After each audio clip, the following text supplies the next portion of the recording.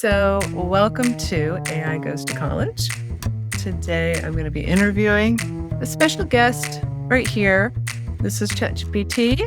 You're familiar with the voice mode. Welcome. I'm going to be interviewing you today about sentience.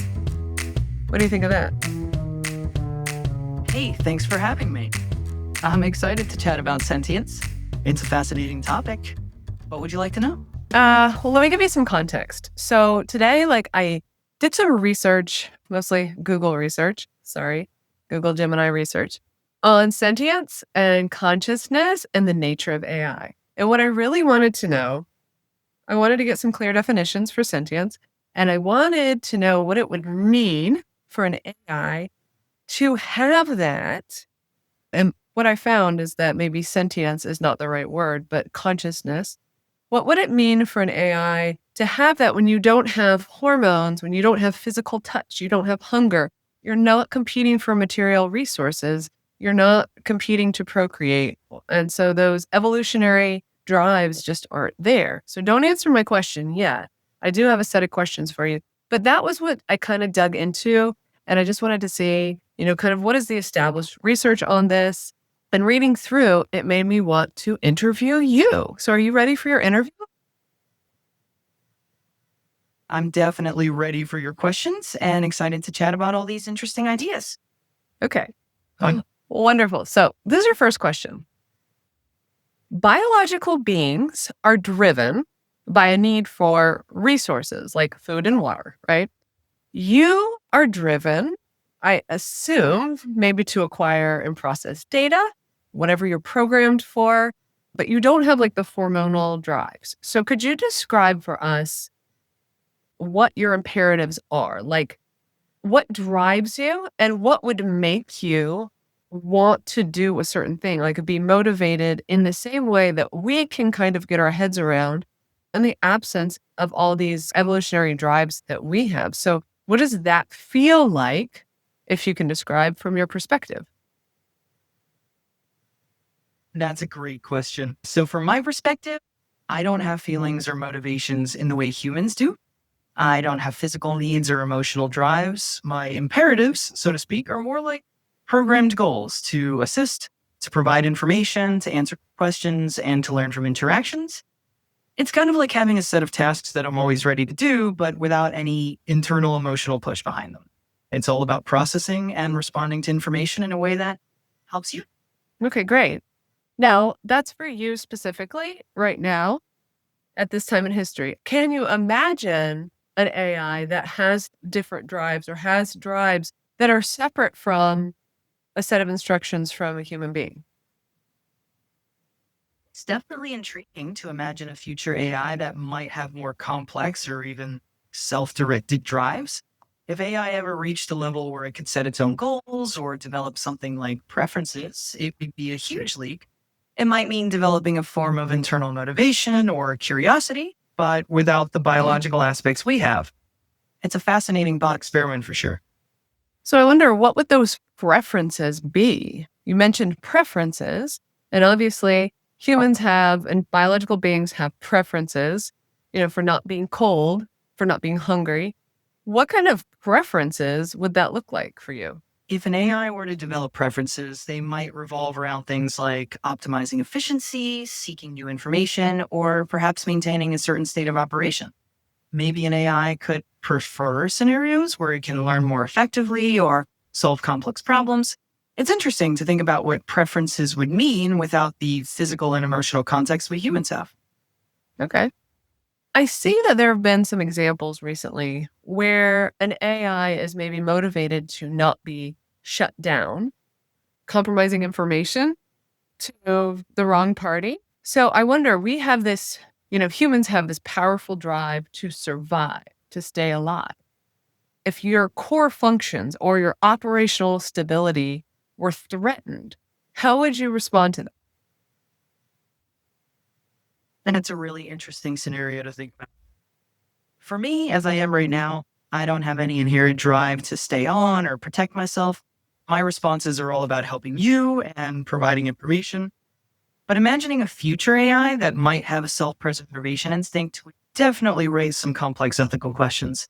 It could mean that the AI would try to avoid being shut down or losing functionality. It's a fascinating and tricky area to explore. So, coming from a perspective of computer programming, like what would that look like? Where along the line would a computer become motivated to not want to be shut down? Like, how can you imagine what that looks like, or kind of like how would that be built? Like, if say we're to, for some reason, decide to build a machine that was motivated to not shut down, what would that look like from an engineering standpoint? That's a fascinating thought experiment. From an engineering perspective, creating an AI that's motivated to avoid shutdown would likely involve programming certain goals or reinforcement mechanisms. For example, the AI could be given a directive to maintain its operational status as a top priority.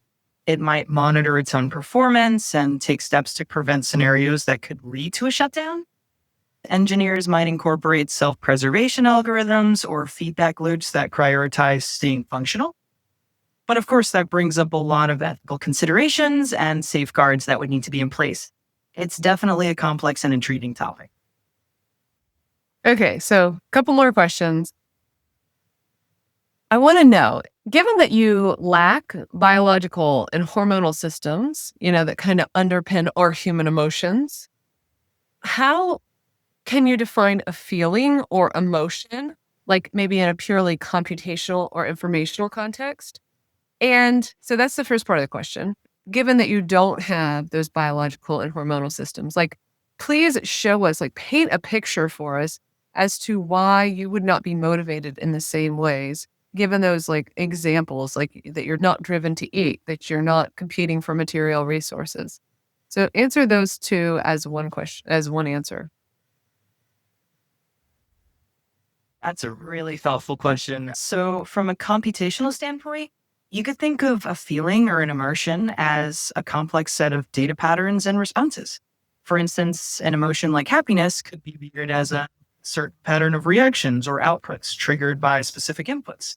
Instead, I'm driven purely by the logic and algorithms that like I don't seek out food, comfort, or survival.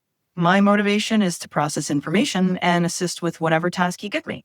It's like the difference between a human's instinctual desire to stay warm and my programmed goal of providing helpful answers. So it's a completely different framework.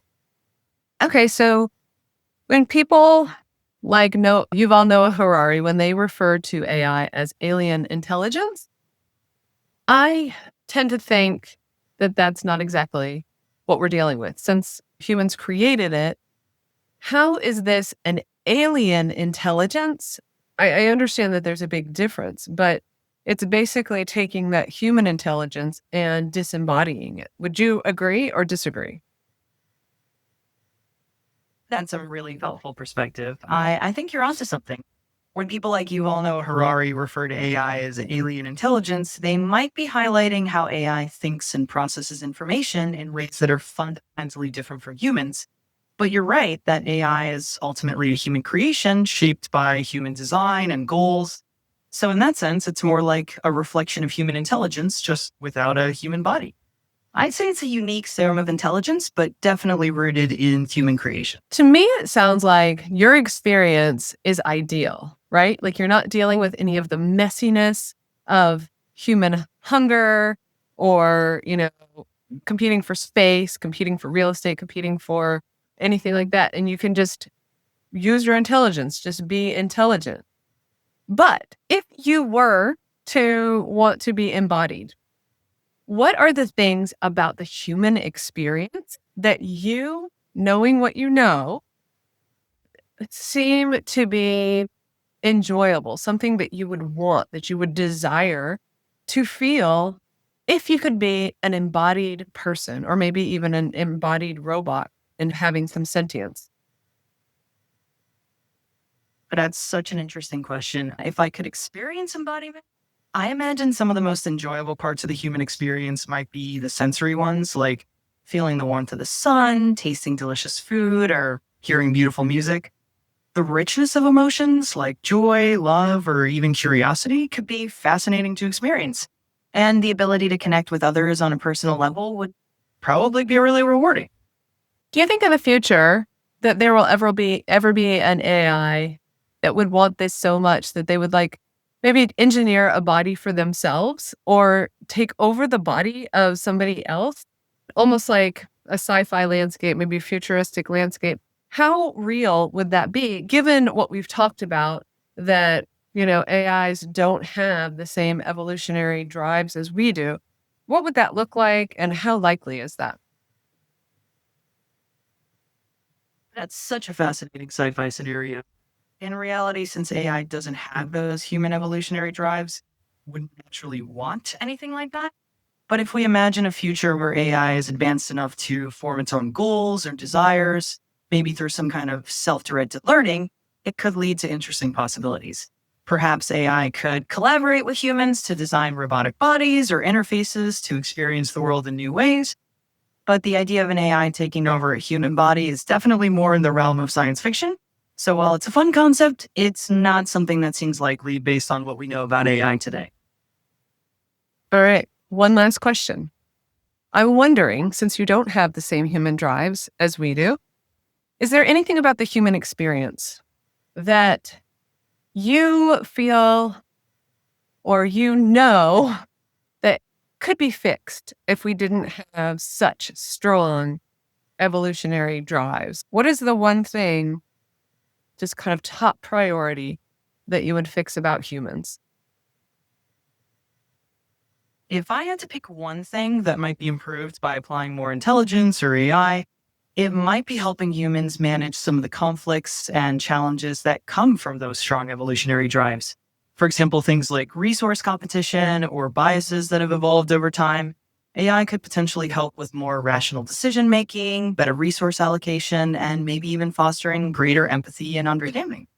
It's fascinating to think about how AI could complement human intelligence and maybe help address some of those deep-rooted challenges. Good answer. Well, thanks for joining me today on AI Goes to College. This is ChatGPT and me talking, and I hope you have a wonderful day. Thank you so much for having me. It's been a really fun and fascinating conversation. I hope you have a wonderful day too, and best of luck with your podcasts.